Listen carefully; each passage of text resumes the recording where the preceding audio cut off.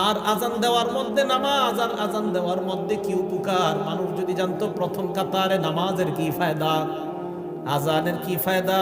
সুম্মা লাম ইয়াজিদু ইল্লা আইয়াস্তাহিমু আলাইহি লাস্তাহামু আলাইহি। মানুষ যদি প্রথম কাতারের ফজিলত জানতো, লটারি করে হলেও মানুষ যুদ্ধ করে হলেও প্রথম কাতারে নামাজ পড়ার চেষ্টা করত। আর যদি আজানের ফজিলত জানতো, লটারি করে হলেও নিজের নাম লিস্টের মধ্যে এনে মুসলমান আজান দেওয়ার চেষ্টা করত।